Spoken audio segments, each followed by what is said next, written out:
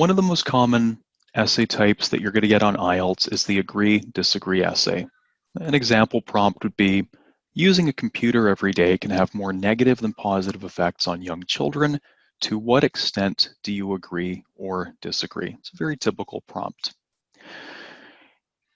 We're going to look at what you need to do to answer this kind of question effectively from the perspective of the actual rubric. So this thing here, this grid, is called a rubric, and it's what Ielts uses to assess your work. And it's divided into 4 sections: task achievement, coherence and cohesion, lexical resource, and grammatical range and accuracy. Task achievement essentially just means how well you answer the question. Is it on topic or off topic? Is it well developed or underdeveloped? Coherence and cohesion refers to the flow of your ideas. Are you using sufficient transitions? Is it clear how things are connected to each other? Lexical resource refers to your vocabulary. Is it easy to understand what you're saying, or is the vocabulary that you're using causing confusion? Grammatical range and accuracy refers to a variety of complex sentences that you use, as well as the accuracy of your grammar. In terms of task achievement, the first category, for this type of question, the best advice I can give you is to only take one side. And in this 4-paragraph essay style that we're going to talk about, your body paragraphs are just, each one is a supporting reason for your thesis, but you only take one side. Even though it says to what extent do you agree or disagree, you either agree completely or you disagree completely. Do not try and write some kind of balanced essay, because then it won't be clear what your perspective is. In terms of the criteria, if you look at band 7 here on the second point, it says presents a clear position throughout the response. So point number 2 here is your position must be clear throughout the essay. And I mean in the introduction, the beginning of each body paragraph, and in the conclusion. Okay. If you look at the third point here, it says presents, extends, and supports main ideas. What that means is, in ordinary English, your reasons must be well developed rather than just being a list of reasons. Just writing a list of reasons is too easy. You need a well-developed response. And the prompt always says, give reasons for your answer and include any relevant examples from your own knowledge or experience. Lots of people lose marks simply because they haven't provided any example. Always, always, always provide an example. Make it up if you need to. It's not a problem. Okay, and be certain, 100% certain, that you're actually answering the question and that you're not interpreting the question. That's the first point where it says addresses all parts of the task.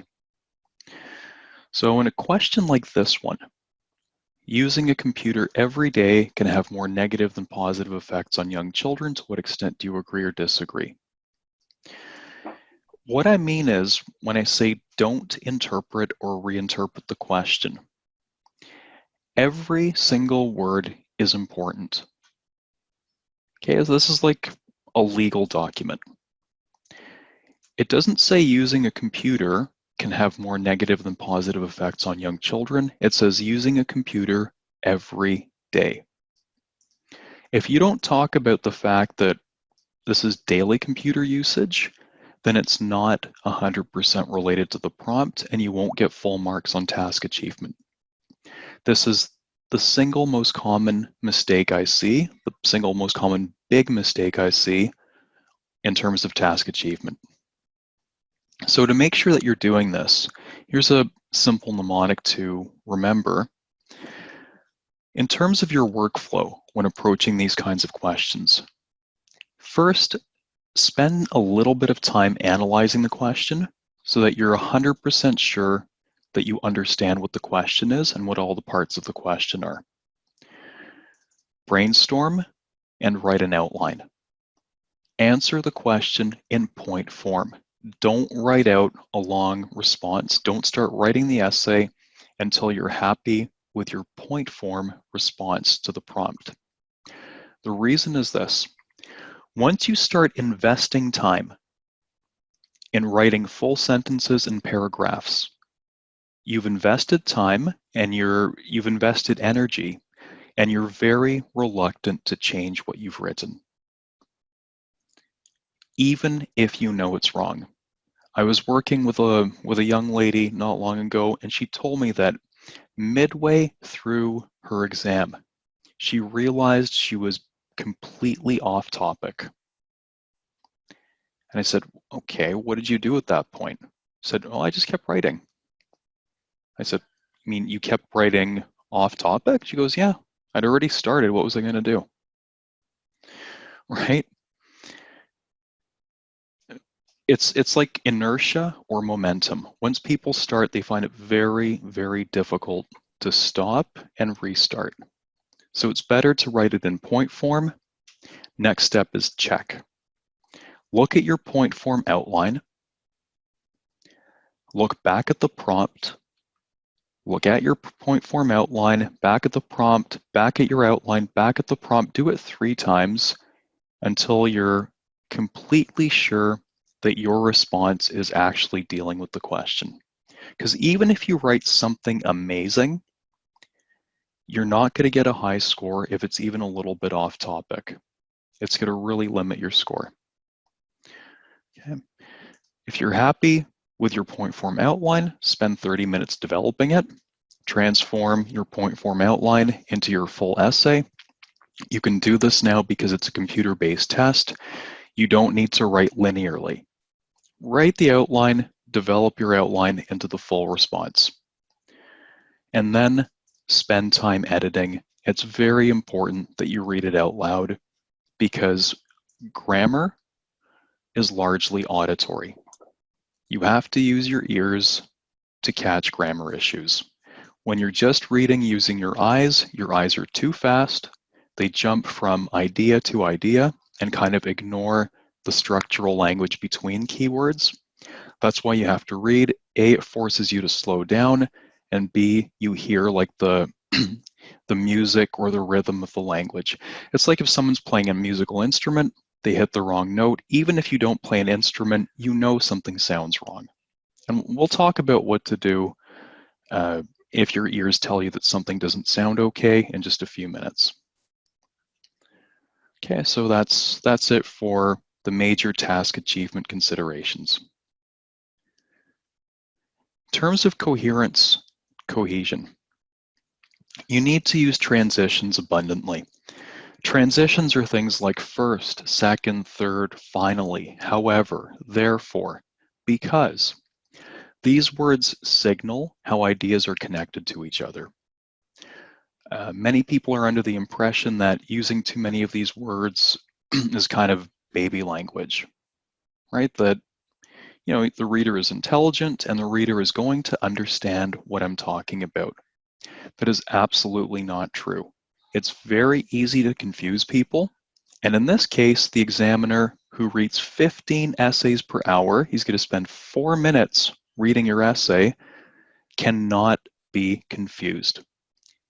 If the examiner is confused at any point, you're probably not getting band 7. So use transitions abundantly. That also helps you as a writer to be certain that your ideas are in fact connected to each other. I strongly suggest following this structure, this one here, and not getting creative with it.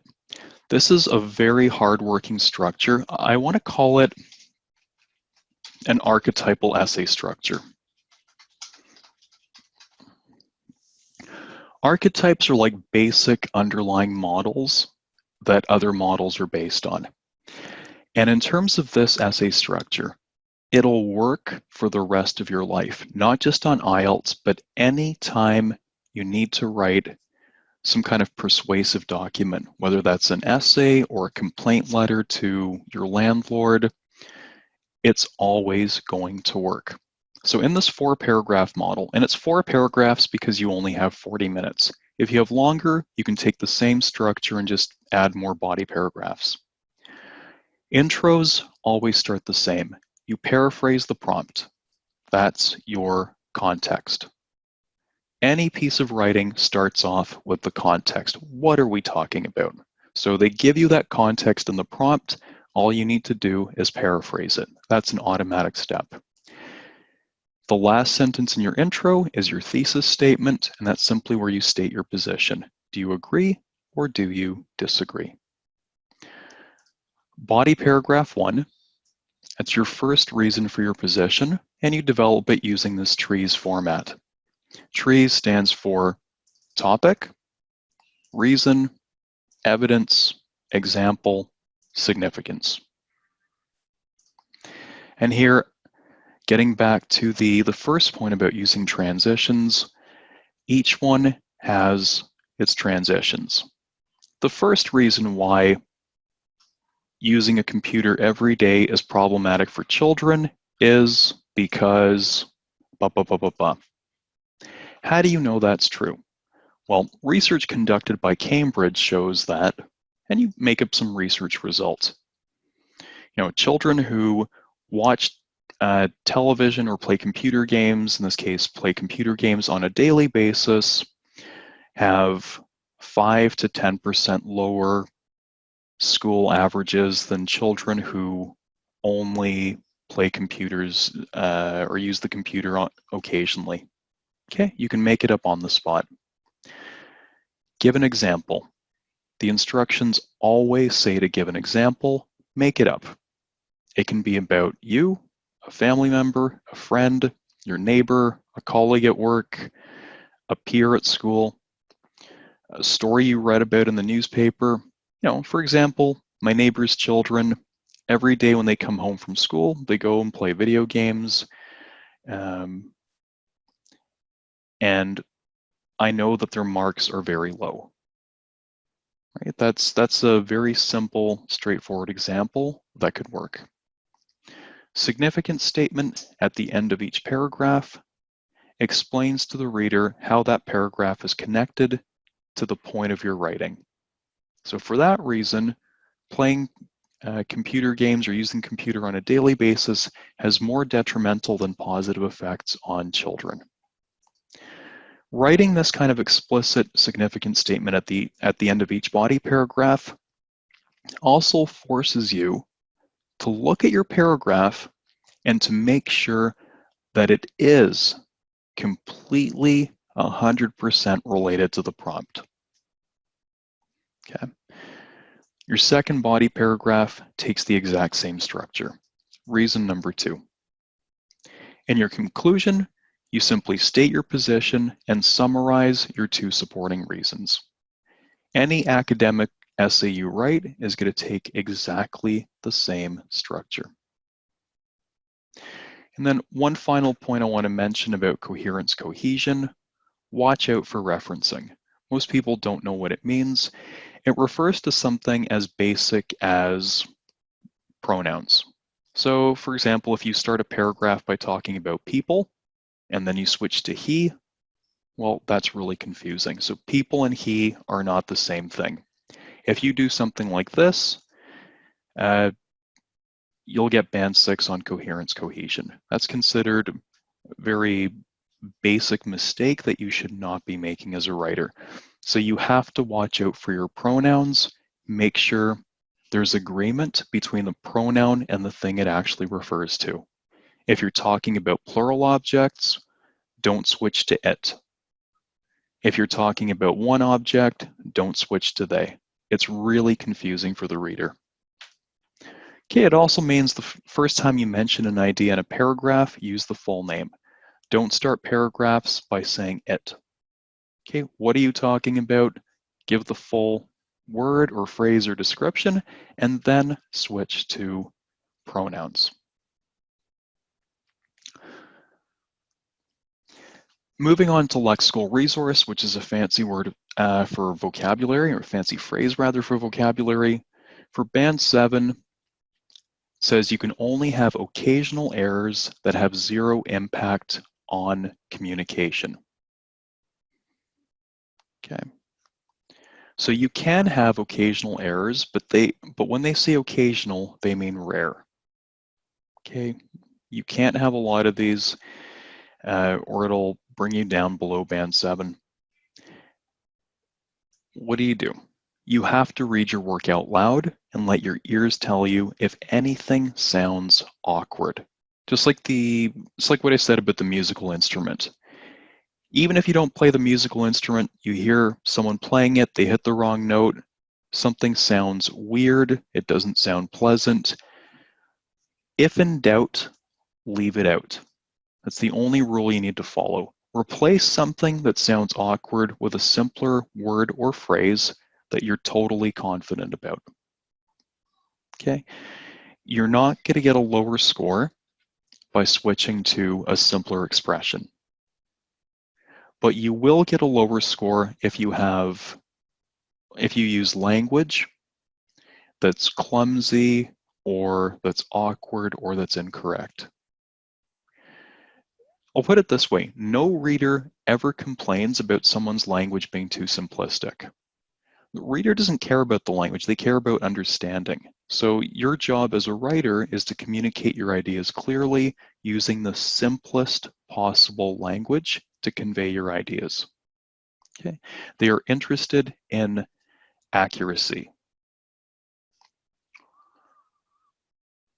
And grammatical range and accuracy for band 7 says here may make a few errors. You can only have a few errors if you're aiming for band 7. Again, you have to read your work out loud and let your ears tell you if anything sounds awkward. And the same rule applies. If in doubt, leave it out. Replace anything that sounds awkward with a simpler grammatical construction that you're sure is okay. And I just want to remind people that present simple and past simple are the most commonly used verb tenses. Okay. Complex grammar is not as common as simple grammar. Simple grammar is what people expect. For band 7, you need to use passive voice a few times. 2 or 3 times in an essay is okay, just to show the examiner that you understand how it works. That being said, you have to understand how passive voice works. You have to do some exercises to make sure you're using it accurately. And you have to watch out for these 3 killers. They will destroy your score. That's run-on sentences, sentence fragments, and subject-verb agreement issues. These are like systematic errors that competent writers do not make. Let me summarize it this way. Band 7 means that you're a competent writer. That's why Band 7 is required of doctors, because if doctors screw up in what they write, people die. Right? You don't need Band 7 to be a student, to be a first-year student. Band 6 is okay for many educational institutions. For a lot of prominent universities, that's enough.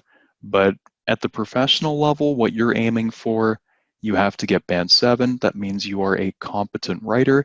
That means when I read your essay, I'm not confused by anything. Even if there's a few mistakes, they can't cause confusion.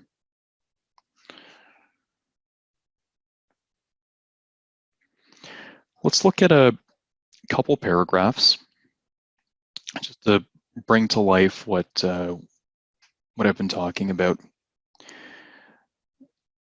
Let me ask Sylvia to read the first one. Okay, let's drop this one.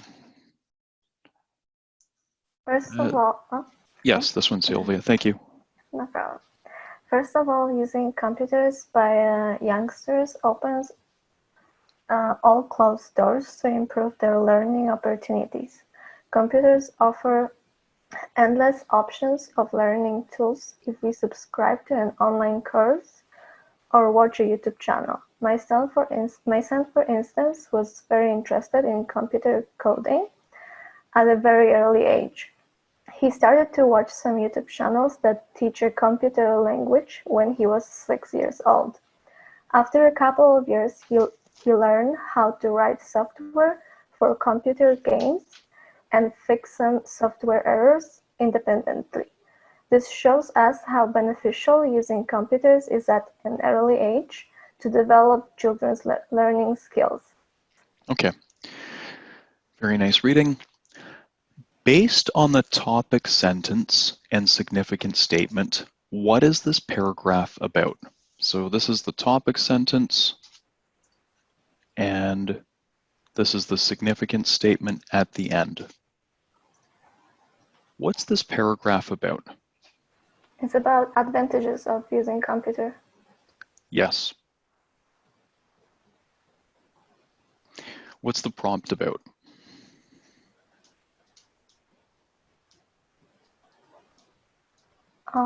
It's about this, that computers are opening opportunities for learning. Oh, sorry, I meant the prompt. The prompt is about using a computer every day. Right? It's not about using computers, it's about using computer every day. So the terminology that's used in this kind of situation is that this paragraph is tangentially related to the prompt. Tangentially related means it's not directly related to the prompt. It's kind of on the same topic, but not exactly on the same topic. It's close, but even a paragraph like this, that's quite well written, is going to lose marks because the examiner's going to sit there scratching his head and going, you know what? I'm not sure if the person understood the question. That's basically what it's about. You have to think of the prompt as a legal agreement, as a type of contract. And as you know, in contracts, every single word matters. The devil is absolutely in the details. If you're aiming for band 6, it's okay. This is a common issue faced by first-year university students. But if you're aiming for band 7, it's not okay to do this. There's a very easy solution to this.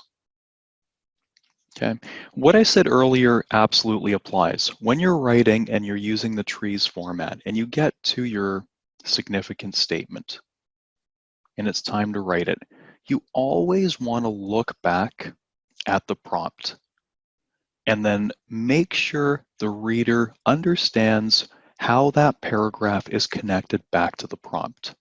And if it's off topic even a little bit, you have to make some changes.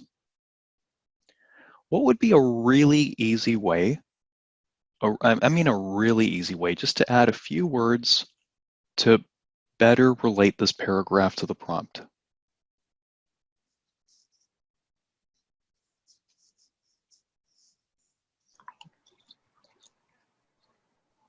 Any suggestions?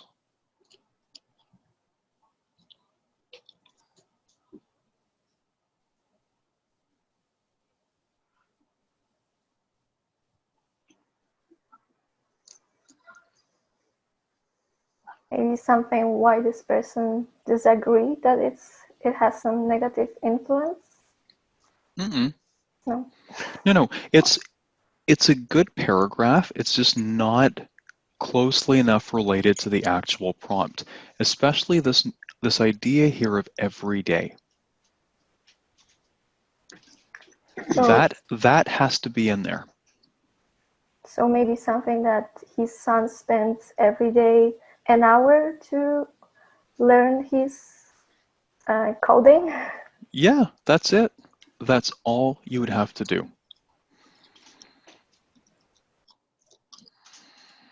Like we can put a whole day, every day, on a daily basis. Exactly. Synonym. Of doing this on a daily basis. That's all you need to do.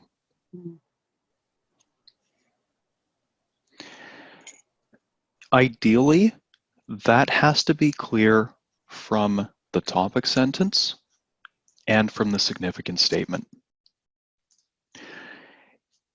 This also is related to reading.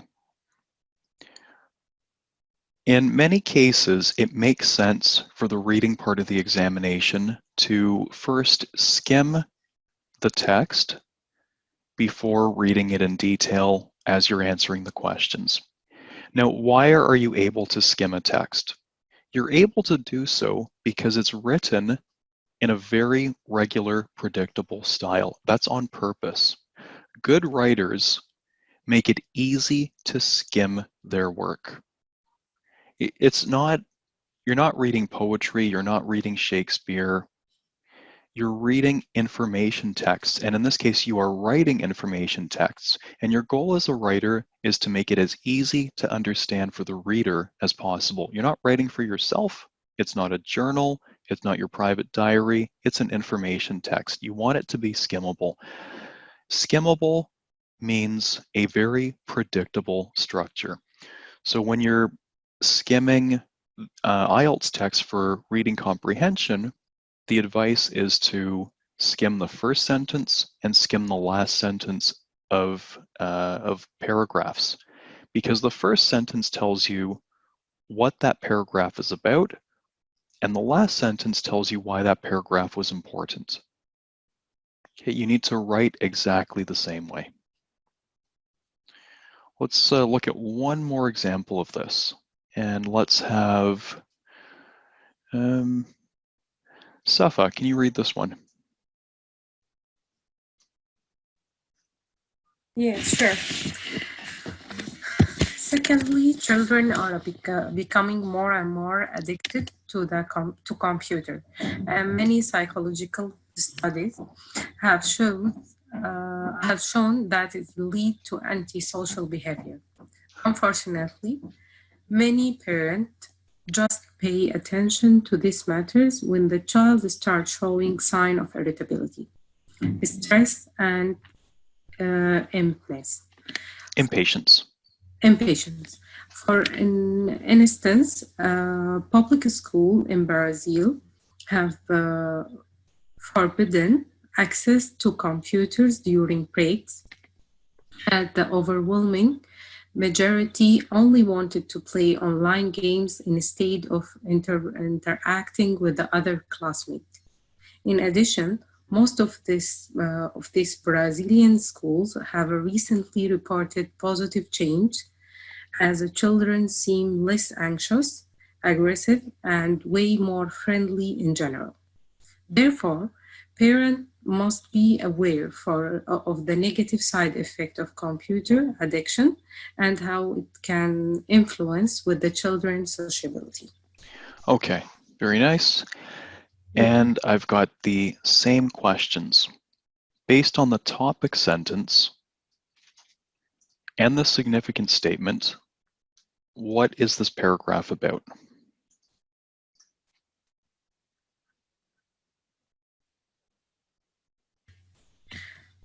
I think the paragraph is talking about the negative side effect or disadvantage of using of computer or computer addiction, actually. Yeah, computer addiction. Okay, and then if you wrote this paragraph and then you get to the end here, and then you look at the prompt, you can see there's a little bit of a disconnect. There's a disconnect between the paragraph and the prompt. So again, we've got this terminology, it's tangentially related to the prompt. But again, as we saw with the previous paragraph, the solution is really simple.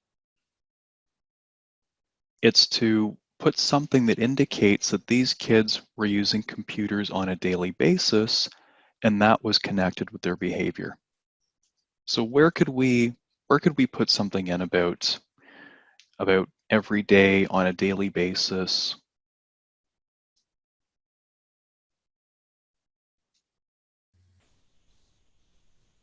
I think in the computer addiction. Mm-hmm.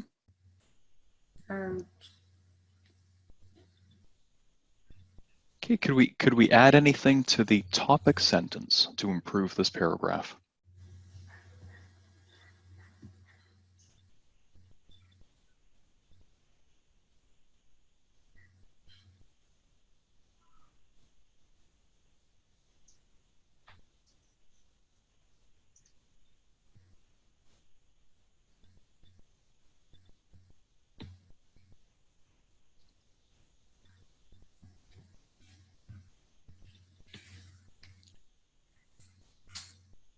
Does anyone want to help out?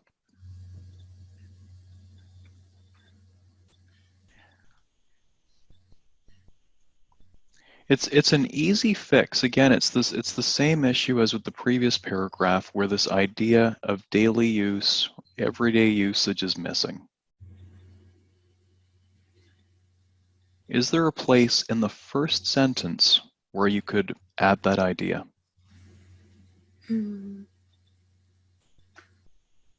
Becoming more and more addicted to computer, and many psychological studies have shown that they lead to antisocial behavior.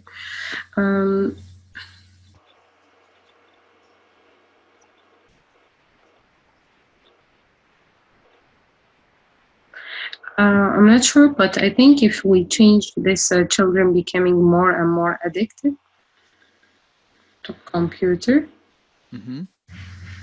and many psychological studies have shown that it leads to antisocial behavior.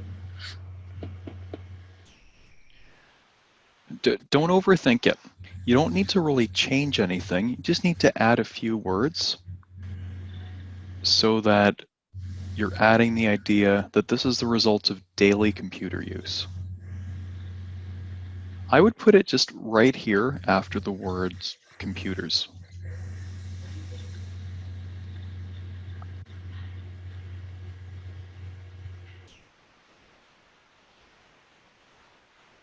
Addicted to computers? Mm-hmm.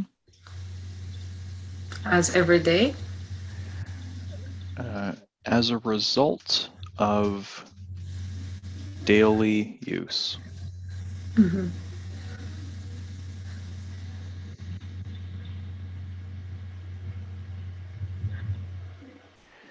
That would be enough to improve this paragraph and connect it directly to the prompt. This sounds like a small thing, but it's a big thing.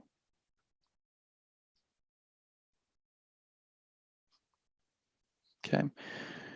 If you don't include that, it changes the whole notion because there's a huge difference between using a computer every day and using a computer occasionally. There's a world of difference between these things. It's a huge difference if your kids play video games on the weekend versus if your kids play video games every single day. You're going to notice a massive difference in their behavior, right? So these small little things, again, the devil is in the details. Give them exactly what they're asking for. This is not a situation that's restricted to Ielts. Any college professor, any university professor will tell you the same thing. One of the biggest things that irritates them is they give a question to students to answer, and students answer a different question. They answer the question they wanted the teacher to give them, not the one the teacher actually gave them. And then they hand something in, it's really well written, but it's off topic, and they get a garbage mark. They're really upset, and it's not an issue of skill. Right? This is quite well written, so it's not an issue of the writer's skill, it's just an issue that they answered a different question. Just give them exactly what they want. Okay. Hi, Rama. How are you doing? Can you hear me? Okay, maybe she's stepped away. All right. Nariza, are you there? Hi. Hi there. Okay, I'm going to have you read this one. This is a Band 9 model written by an actual IELTS writing examiner. Let's see how he responded to this question. I'm going to make it a tiny bit smaller, try and fit the whole thing on the screen. Is that too small or is it okay? No, it's okay. Yeah. All right, go ahead. Computers can be a great source of information, and they are now part of everyday life. Children growing up today will more likely than not find themselves in front of one every day of their life. While there are benefits to using computers for children, I feel the drawbacks outweighed them for a number of reasons. First of all, spending time on computers rather than doing exercise have a negative impact on young people's physical health. For instance, recent researches by the UK government revealed that some children now spend as much as 70% of their free time on computers playing games, and only 5% do physical exercise. This disparity has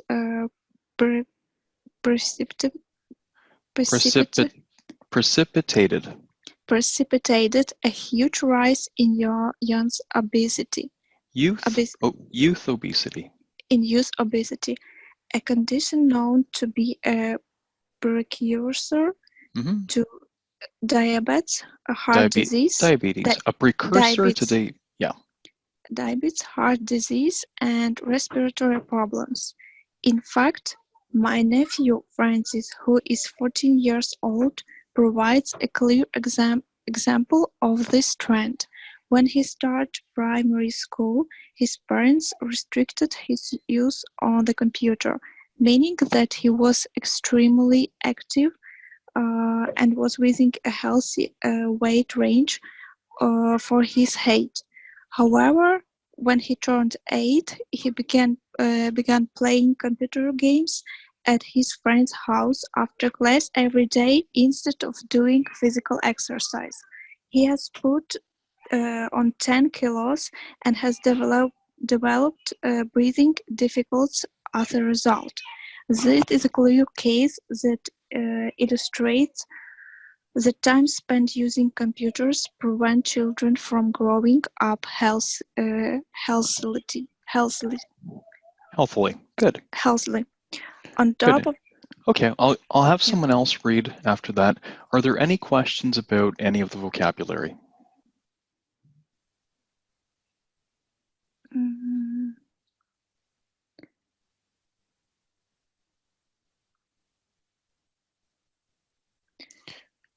Can say now I need to read one more time, but I understand what about this topic.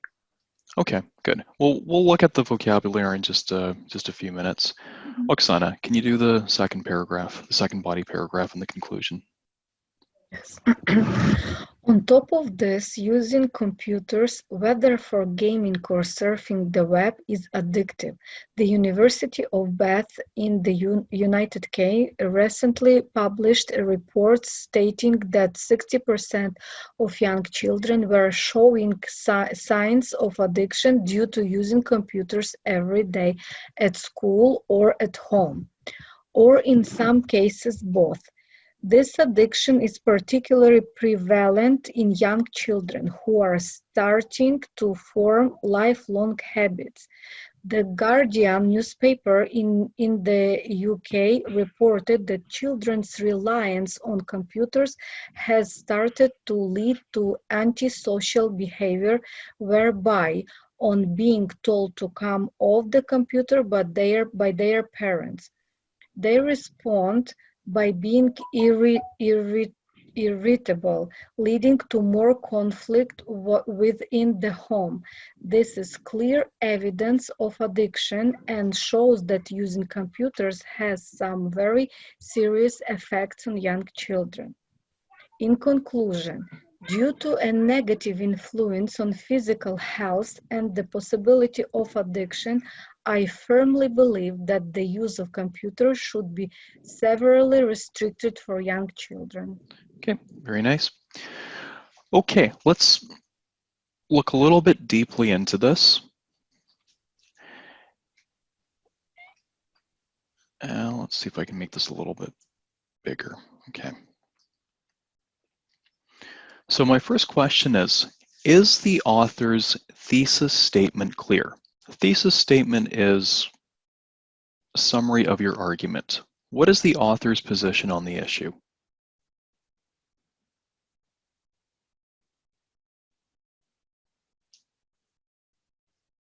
Is the author's opinion clear?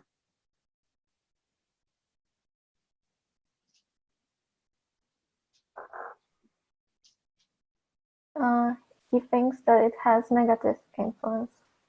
Yes. And where does the author state his position? The first sentence of his body. Sorry, the first sentence of... Yeah. First of all, spending time. Yes. Has a negative impact on young people's physical health. Where else has the author stated his position? In the introduction, when he said, like, I feel the drawbacks outweigh them for a number of reasons. Good. Where else has the author stated his position? In the conclusion, I firmly believe that the use of computer is severely restricted for your young children. Yes, due to a negative influence on physical health and the possibility of addiction. Where else has the author stated his position? 3 more spots. At the end of each paragraph. Yeah. Clear evidence of addiction shows that using computers has some very serious effects on young children. This is a clear case that illustrates that time spent using computers prevents children from growing up healthily. And one more place. Yes. On the top of this. Yes. So again, for band 7, this is how explicit your writing has to be. I can read this really, really quickly. That's the funny thing about writing. The better it's written, the faster I can read it. The faster anyone can read it. What are the reasons for the author's position? What evidence does the author present? Now let's look at the first paragraph. So the author says spending time on computers rather than doing exercise has a negative impact on young people's health. When I say evidence, I mean, how do you know this is true? What evidence have you provided that shows that this statement is true?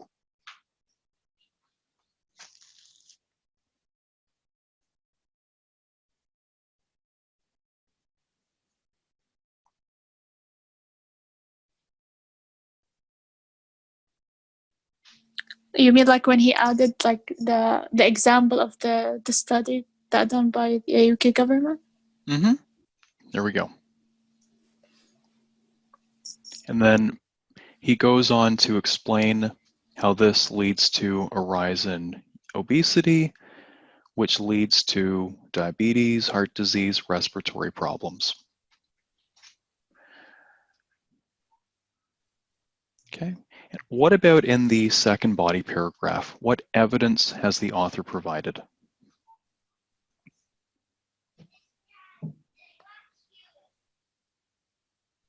The University of Bath in the UK recently published this one, this sentence.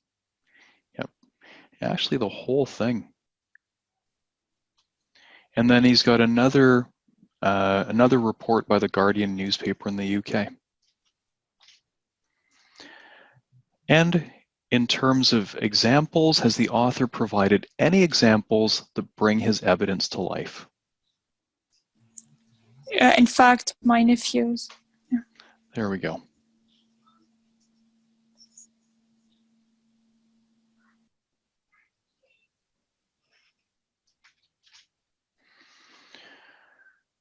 This is really well written. It's not just for Ielts, but in general. The structure is very clear and it follows a very logical format. For the body paragraphs, and that's where most of your marks are. Most of your marks are in the body paragraphs. Don't spend a lot of time on the intro and the conclusion. The body is the most important. Start off with the topic sentence. Your reason is followed by evidence. How do you know that's true? You quote a research study. Why give an example? Because examples bring your writing to life. Evidence, research, statistics, they're very abstract. You you can't really visualize statistics, you can't really visualize research studies. But as soon as you give an example of Francis, a 14-year-old, it's easy to picture that. Everything comes together. That's good writing. Okay? You need to give an example. It's in the instructions, and it's how good writing is put together. At this point, are there any questions about this kind of essay? About agree-disagree essays, about the structure of this essay, about the rubric that Ielts uses?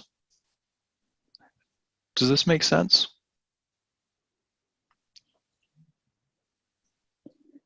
I have a question. Mm-hmm. This is disadvantages. Yeah, this whole like 2 reasons and like that computer is not good every day. This whole, yeah, Mm-hmm. it's good. No, if we don't have like in the second paragraph, not paragraph, on the top of this using computers, but we don't have here any example. It's right, or we need something put? No, that's fine. That's fine, because you mean in the second one? Yeah. The second paragraph? No, he's got 2 studies here. University of Bath in the UK published a report, and then right after, the Guardian newspaper in the UK reported that children's reliance on computers. That's fine. Either one of these could be considered examples as far as Ielts is concerned. My interpretation is a little bit more specific, that in terms of good writing, you want to start off with your evidence and then follow up with an example. However, what the author has done in the second body paragraph is perfect as well. Mm. I'm not sure if that answers your question. Yeah, I understand. Yeah, so whether you're giving an example or whether you're quoting more studies, referring to research reports, things you read in the newspaper, it's fantastic. But for sure, give at least one example. It results in much better writing. The other way to think of examples is that examples are quite specific. When you're looking at the prompt and you're thinking about how to answer it, if you can think of a good example, it makes your life so easy because that example comes at the end of the paragraph. All you need to do to write the rest of that paragraph is to generalize from that example. Right? So everything leads into the example logically. That's why it's so important to read a lot, not intensively in terms of single subjects, but extensively in terms of reading a very broad range of news. Because these little stories, these anecdotes, these research studies and statistics, they might not exactly stick in your head, but their general idea will stick in your head. And you have to fill your brain with tons of them because you have no way of knowing what kind of question you're going to get. Their question bank is thousands of questions. It's completely random what you get. You have to be able to pull something out instantly. And the more of these you read, the easier it'll be for you to just make something up that's appropriate. It's incredibly hard to do well on this if you don't read a lot. I want to say it's basically impossible to do well. I have students all the time who their number one complaint is, teacher, I don't know what to say. And my question to them is, well, what do you read on a regular basis? And the answer generally is, well, I don't read, teacher. I read Facebook.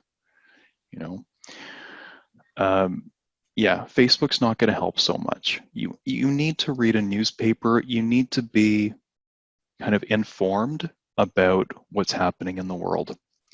Remember that one of the most common purposes of Ielts is to get into university.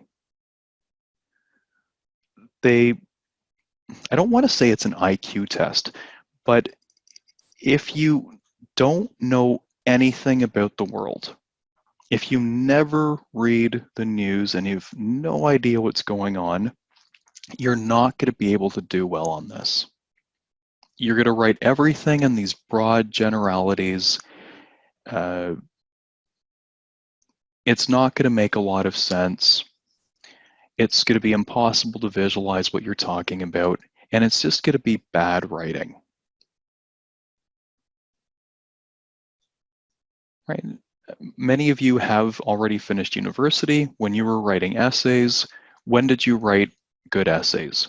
When you spent a lot of time researching the topics, when your head was like ready to explode with all these ideas, and then your major challenge was just excluding a lot of unnecessary stuff and just filling your essay with the best pieces of information that you had.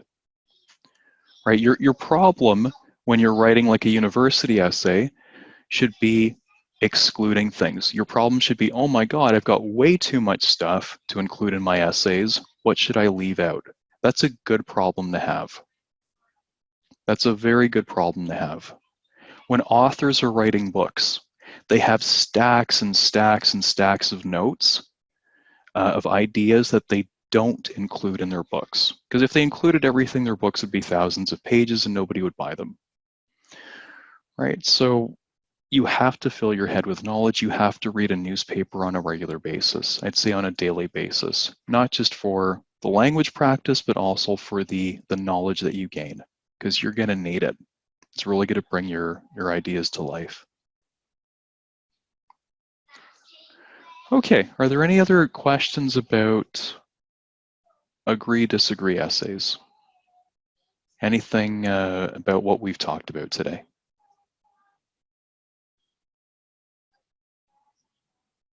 No? Okay. All right, so for that part, that's it. If you have any questions, if anything occurs to you later on, feel free to post your questions in the Q&A forum in the course. If you're new, I'll show you where that is towards the end of the class, and I'll get back to you as soon as I can. For our activity today, we're going to look at some prompts, and we will write thesis statements. Okay, we'll look at a few examples of thesis statements and talk about what makes them good and what would be needed to improve them. So these are some writing prompts from the first unit. They're all agree, disagree writing prompts. Let's look at the first one. Dina, can you read this one?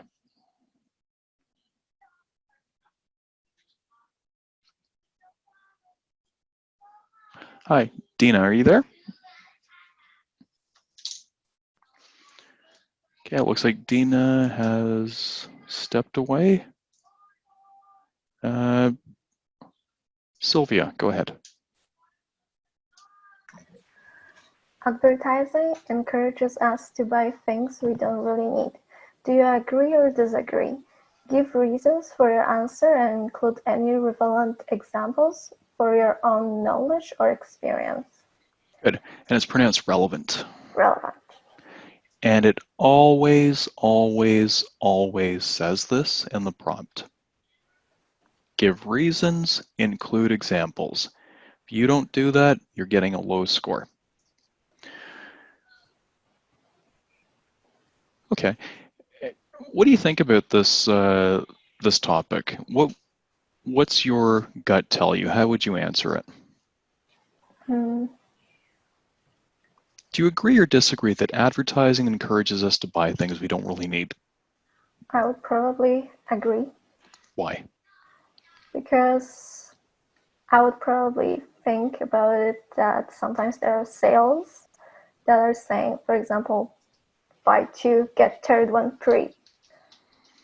So that encourages us to buy the third one thing instead of just the two that we were planning to buy. Look at that. You thought of an example, and all of a sudden, you've got a full paragraph worth of content. Buy two, get one free is an example. When you've got that really solid example, all you need to do is make that example more general to write the first part of that paragraph. So this idea of buying two, get one free, what would be your general explanation of how that works? Why does that encourage people to buy stuff? Or how?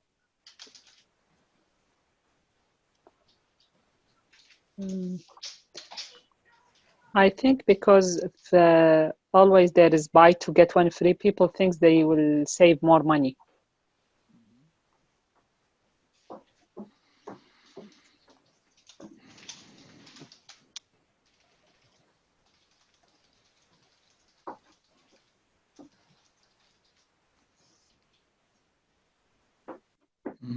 But really, you end up buying stuff you never really needed, right? And you end up spending more money. I can give you the example of chips. So the other day I was at the supermarket and, big bag of chips was $5, or it said buy two for $4 each. Now, do I need 2 bags of chips? So if I buy two, I'm spending $8 instead of the original 5. So yes, I'm saving money for each one, but there's a good chance one of them is going to get thrown out because it's going to go stale by the time we get around to eating it, right? Okay, what's another reason, or what's another way in which advertising encourages us to buy things we don't really need?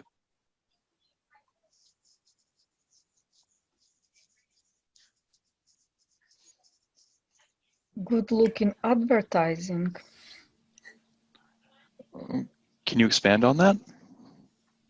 For example, when models are promoting the cosmetics, right? Mm-hmm. And we know that, through the internet, it's looking good, right? But in the real life, it's probably not that much.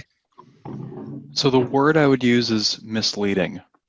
Oh, yeah, misleading. Or deceptive. That's another very good word. That's another very good word. To deceive someone, to be deceptive. The noun is deception. So how does that work? The model, the way the model looks, it doesn't mean that it's how the product is going to look on you, right? Exactly, yeah.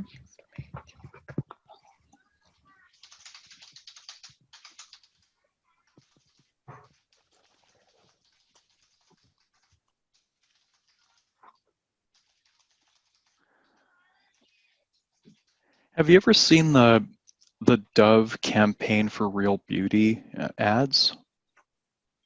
You know Dove soap? Yes, I saw, but they are using also not perfect people, right? They're using like different people after surgeries, everything, right?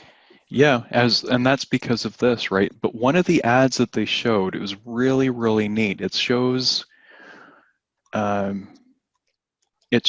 a model going to a photo shoot, and it shows how they use first cosmetics on the model to make her up completely, and then after they shoot the pictures, then they take the pictures and they put them in Photoshop. And they do things like increase the length of her neck, right? So they just pick up her head and lift it up. They squeeze in parts of her body, parts of her face to make some parts narrower. They change like the cheekbones, for example. I can't remember exactly what they do, but the end product is that the model in the picture hardly looks at all like the actual human being underneath all that makeup. Right.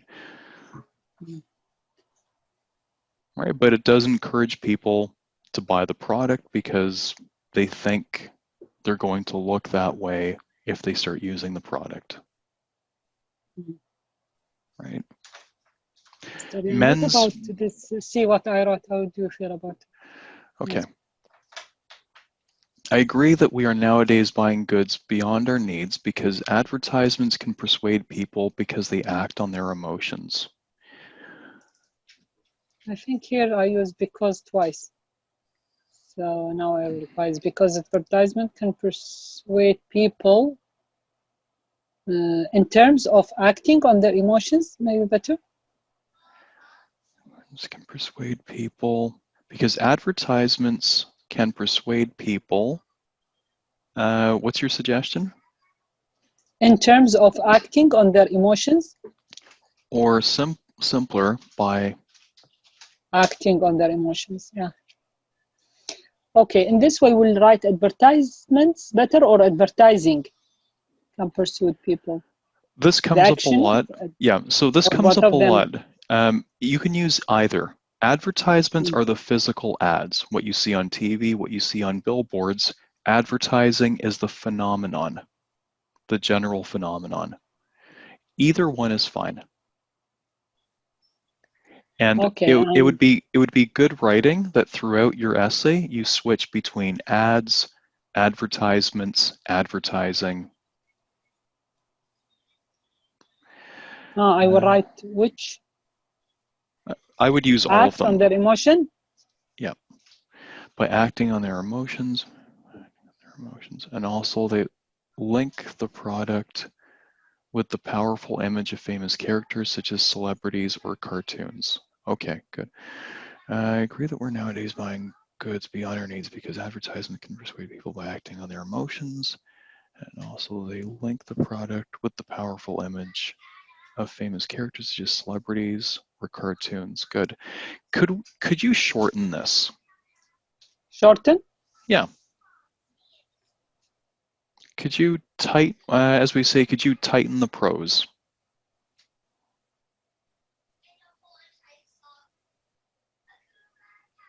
They link the product with direct with celebrities, with the image of celebrities. Right, because you're giving two reasons, which is like making a list.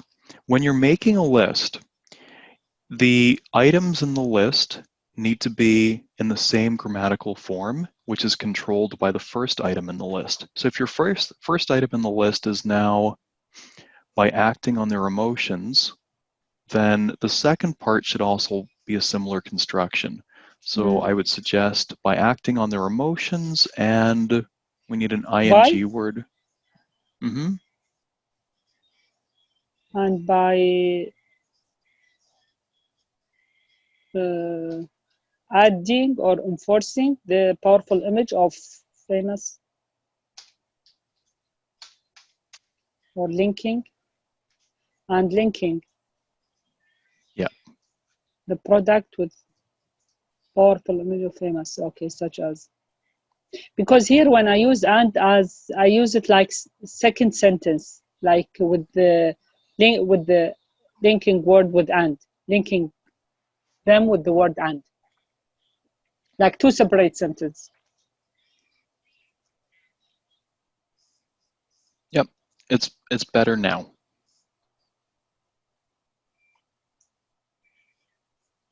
Hello, can you hear me? Yep. Mm-hmm. Yeah.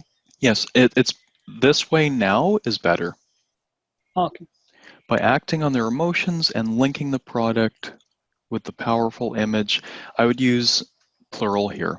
By linking the product with powerful images of famous characters such as celebrities or cartoon characters. By linking the product with powerful images, I would even get rid of this, of celebrities or cartoon characters.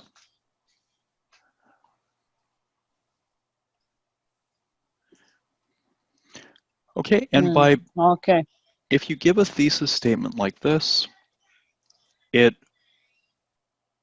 I understand exactly what the structure of your essay is. Okay, I know that this is the first body paragraph, and this is the second body paragraph. Body paragraph, yes. Right. The full thesis statement has to perfectly mirror the structure of the entire essay. It's the most important sentence in your essay. It's like a one-sentence summary of your ideas and the reasons behind them. All right, let's look at the next one. Safa, can you read the next prompt, number 2? Yes, sure. Writing prompt. Today, the high sales of popular consumer goods reflect the power of the advertising and not the real need of society in which they are sold. To what extent do you agree or disagree? You know what? Why don't we skip this one? It's this is the academic version of the first writing prompt. The first writing prompt is more like the general version. The second one is more like the academic version. So you can give the exact same response. Let's skip down to number 3. Sorry, can you do that one? No problem. Because it's drain family life and our sense of community, watching television is dangerous. People spend their time watching TV rather than visiting other communicating with the family member.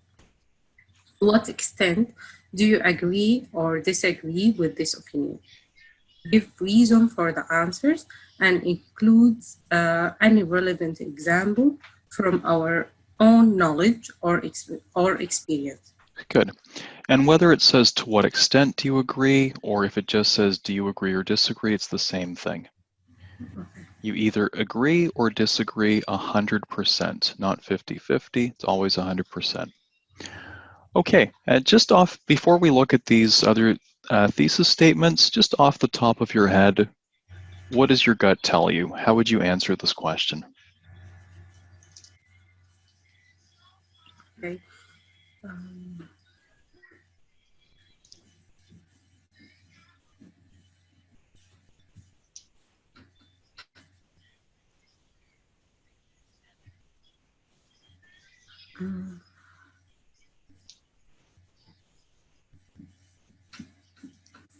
I totally agree.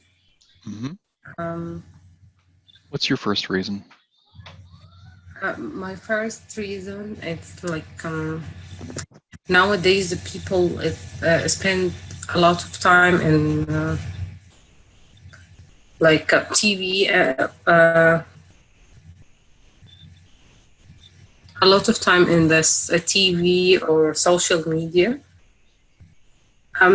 It's TV. It's not including like social media spending. Don't talk about social media. It's completely off topic. Okay, I have to strict with the TV only. You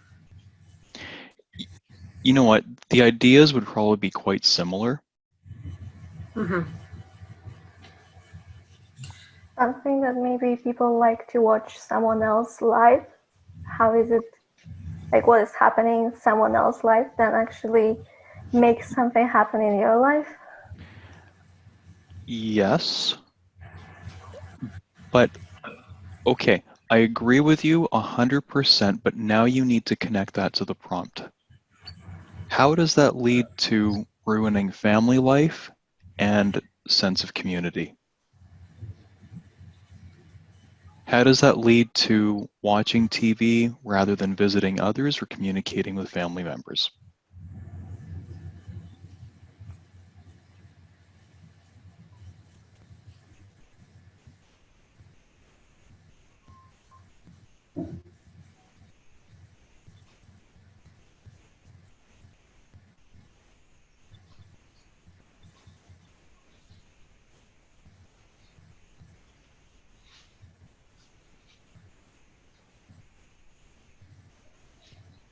People became addicted by some programs or movies, and also TV has a negative impact on the families because the TV try to show us so many violence.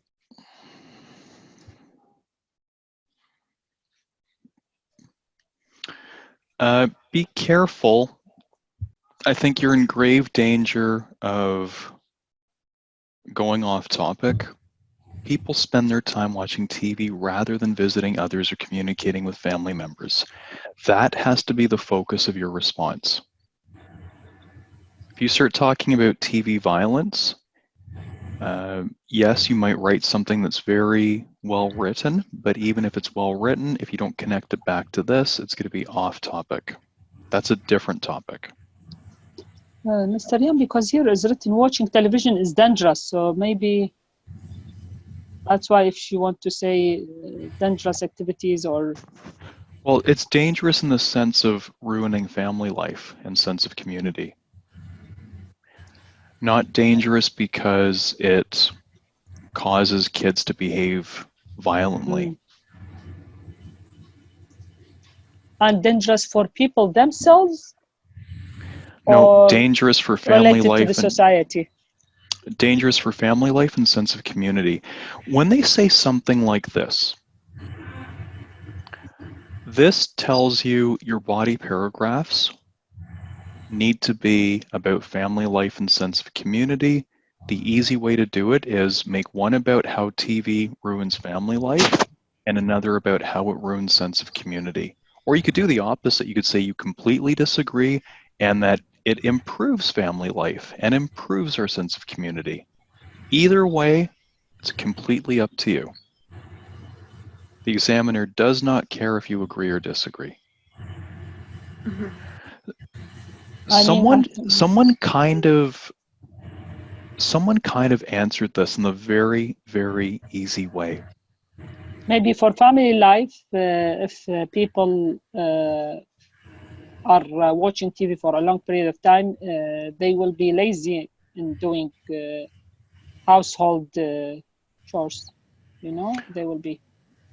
I don't know if household chores improve family life.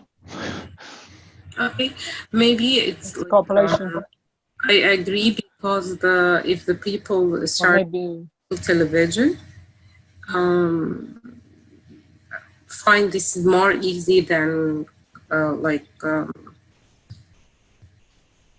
connecting or communicating with the other family members. Mm-hmm. And there's this new phrase that's come up. It's called binge watching. Do you know what that means? What is it? Binge watching. Binge, yes, the word binge when even binge drinking, you know, when doing something too much. Yeah, so when like teenagers or when kids go off to university, many of them start binge drinking. Maybe they waste their spare time. Mm-hmm. So it's like when you watch an entire Netflix series over a weekend. You know, you spend all day Saturday and all day Sunday watching a series on Netflix, and then as a result, what happens? It will affect their academic studies. Don't talk about that. This for children, maybe. No, don't talk about it.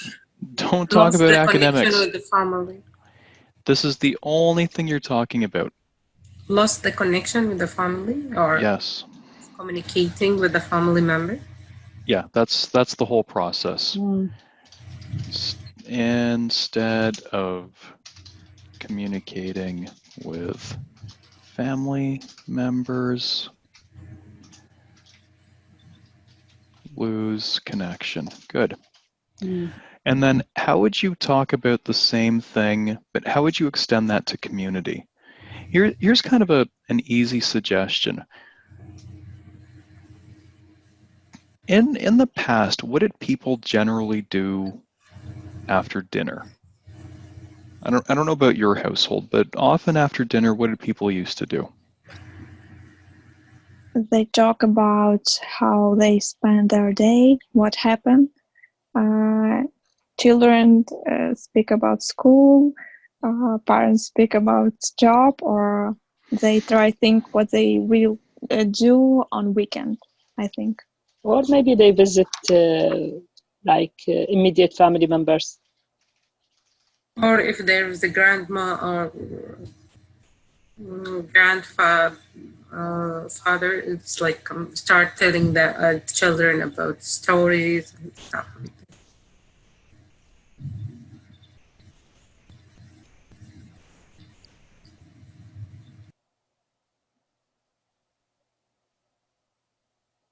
Instead, okay, good. The other point was that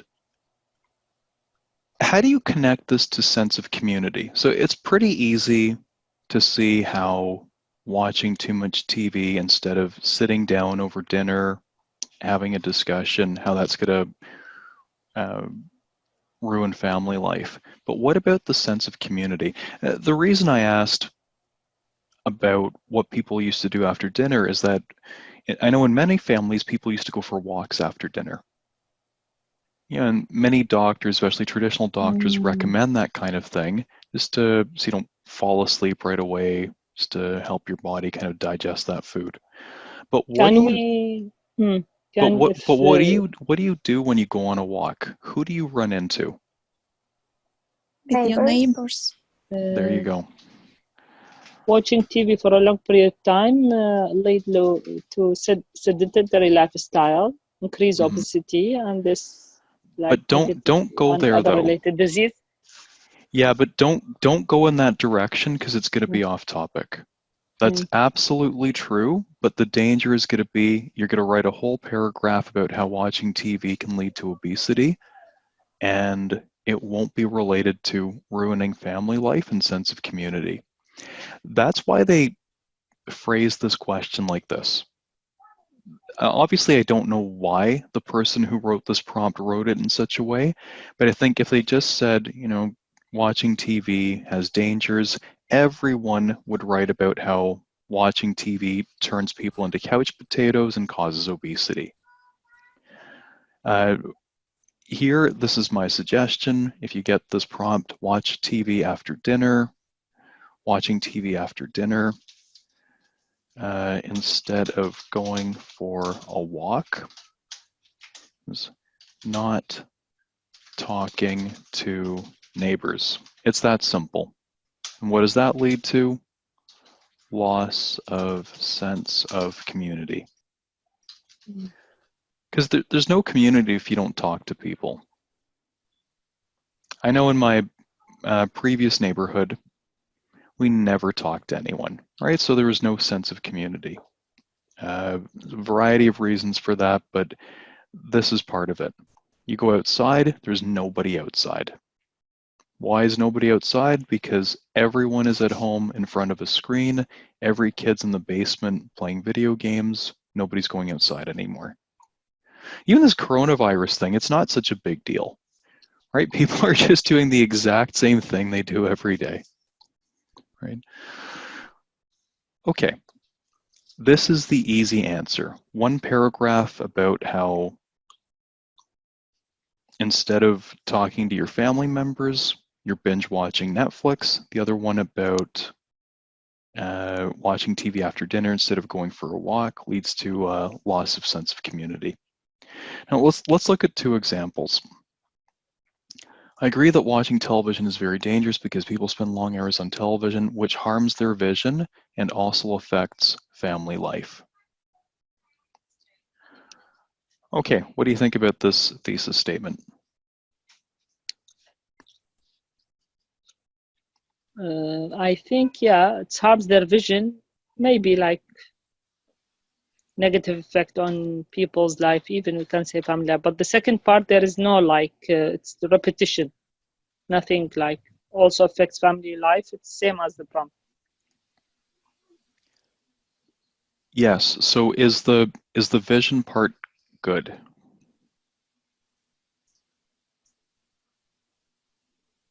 Yes, it ruins family life. It's there is negative. I mean, No, this person wrote it harms their vision. It's out of topic. It's completely off topic. off topic. Okay.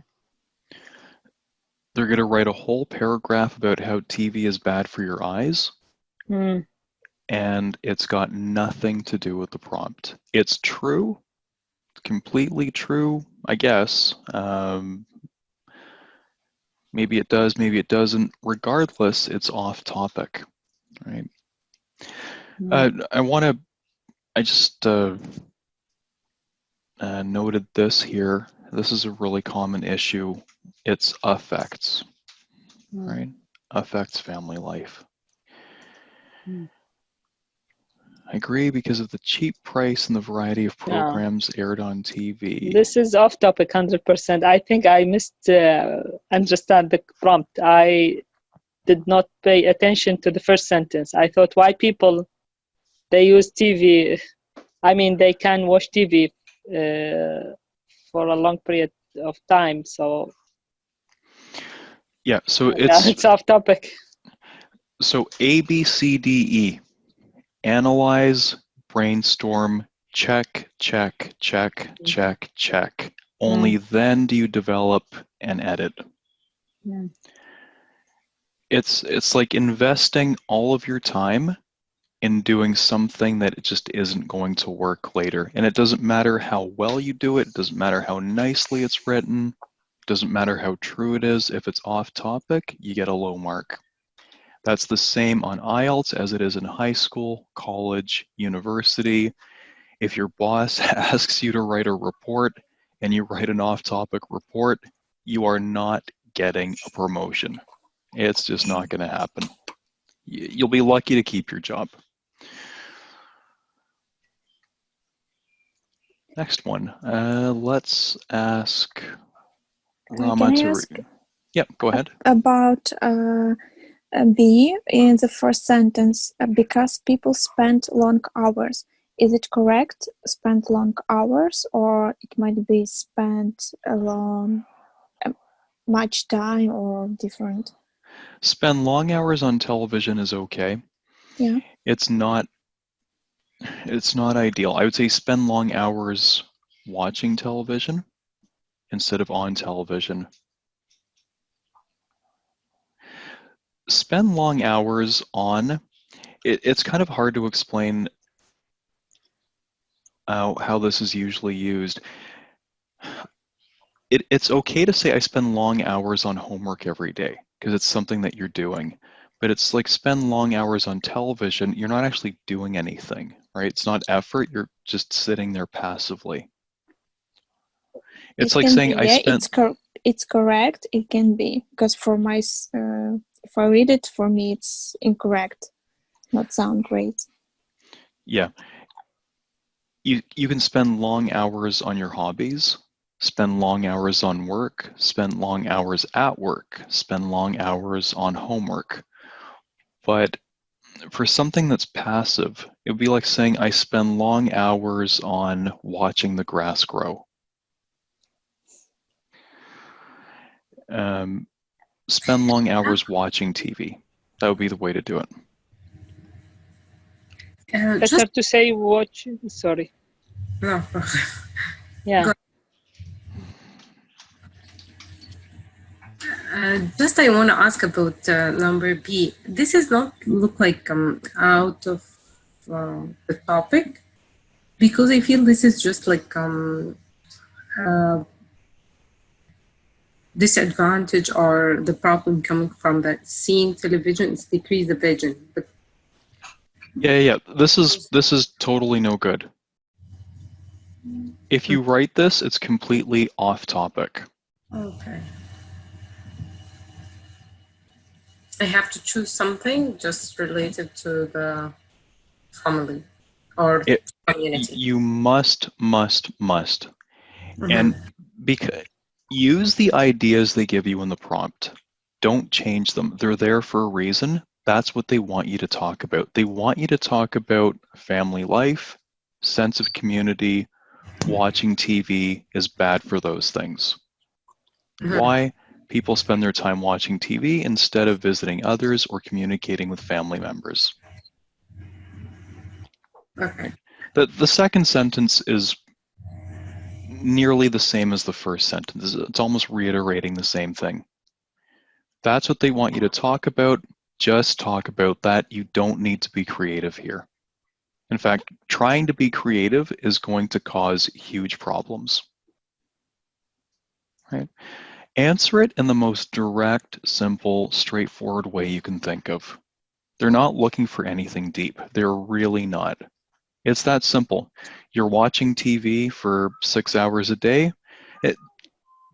Before the internet was popularized, before it became popular rather, the statistics were that the average American watched 40 hours of TV per week.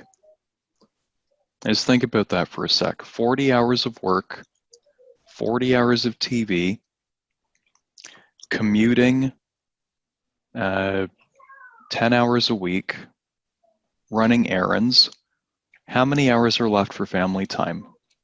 Maybe a couple hours in the entire week. So it's a pretty straightforward cause-effect relationship.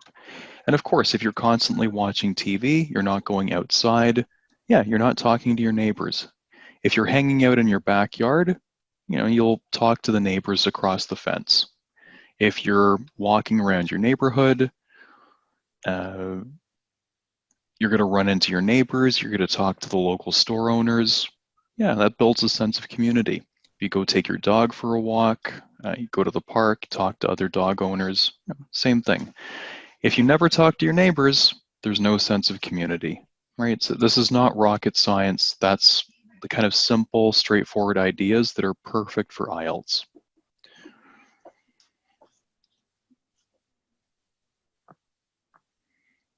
Okay, let's look at this one. Rama, are you there? Yeah.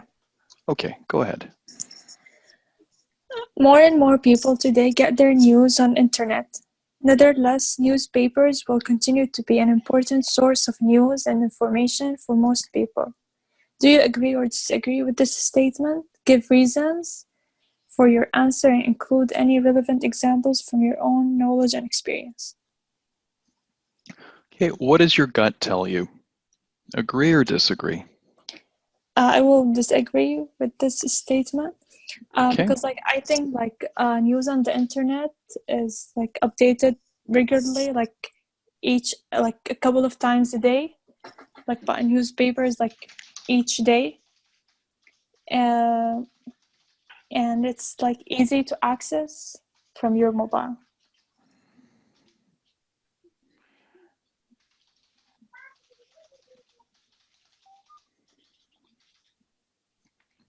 Okay. Both of these things are true. What you have to be careful about is connecting these to why people will stop reading paper newspapers.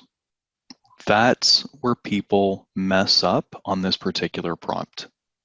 They write a whole paragraph about how many times a day internet news is updated versus, right, if you're getting the newspaper, you're reading yesterday's news, right? Mm. But they don't explain how this is going to cause a decline in paper newspapers. That's the missing link that I notice all the time. So how are you going to connect this?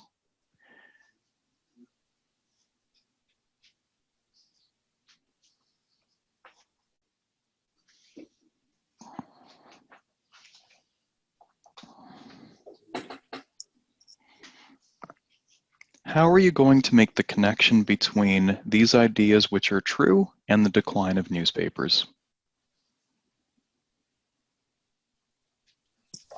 I can add a sentence, for example, for the first idea, saying what did you say, the newspapers could give you the news for the day before. It's not updated, so it's you're people are not updating with the new stuff, so it's a waste of money if you buy it. And for easier to access, I can say it's for newspapers, we're using papers, and if you use it from the mobile, you're helping the environment, being paperless. And Is there anything you can tell me that would point to this being true rather than just an idea? Are people You mean an reading? example? Yeah, example or some kind of evidence. I'm thinking out loud with you. I just want to talk through this idea to make sure that you're able to make the connection Yeah, like I can between. make an example from like the meantime right now. Like we're checking the news each like half an hour to check the cases that's happening right now. Mhm. So like if we have to wait for the newspaper to check like what yesterday the cases was, or like what's the update for this virus, it's gonna be like you're gonna miss a lot of stuff. But like right now we are like checking the internet, like the news on the internet, like each half an hour, checking like how much the cases in this country, how much the cases here, like what updated here and then. Mhm. Can you tell me anything about the economics of newspapers or the economics of the newspaper business? Are newspapers doing well? Are they in decline? What's the situation with physical newspapers? Declined. Yes, that's what you need to talk about. Mhm. Okay. Something like, because internet news is updated many times throughout the day, and because online news is easier to access, people no longer read physical newspapers as much. And then you would quote statistics or make up statistics. They're actually very true, that the whole industry is in decline. Many newspapers have closed. Most newspapers have lost a lot of readership. And yeah, why are they? Yeah, they've lost a lot of readership. They've lost a lot of revenue because advertisers don't want to spend as much money on newspaper ads because not enough people read the newspaper. As a result, they lay off reporters, and then the quality of the reporting just goes down and down and down, and people have even fewer reasons to read those newspapers. It's like we call it a downward spiral. Mm. But that's the kind of stuff you would have to talk about. You have to make that connection. Can Okay. be one more reason that every newspaper had their own website, and you can read the same information online. Mm-hmm. Not to buy a newspaper and the same information. It's much quickly than go to buy newspaper, or wait. Yeah, so that reason would be basically newspapers are shooting themselves in the foot, right? Yeah. Newspapers are providing the same information online for free.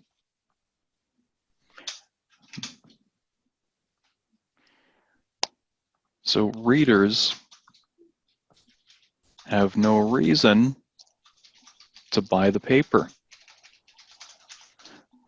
Yeah, and a very easy way to talk about this would be, I can jump onto the Toronto Star website, read all the news for free, and then why on earth would I go to the newspaper box and purchase the actual newspaper? It doesn't make sense, right?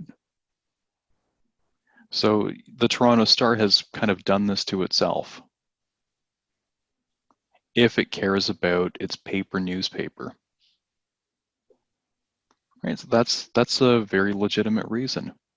And then in the body of your paragraph, you would need to say something like, and the results of this can be seen in declining newspaper subscriptions. Right. When I was a little kid, I had paper routes. I used to deliver the Sunday Sun. My dad I mean, we're immigrants too. When we first came here, my dad had a job delivering the Toronto Star. He used to wake up at 5 in the morning, assemble the different sections of the Star, then he'd drive out and he'd, you know, distribute tons of these papers. Now, if you go down the street early in the morning, how many homes do you see that have a newspaper lying out front? Well, basically nobody, right? So that's the kind of things I would talk about. Right. Research shows that newspaper subscriptions have declined by, I don't know, 70%, 80% in the last 10 years. That kind of research.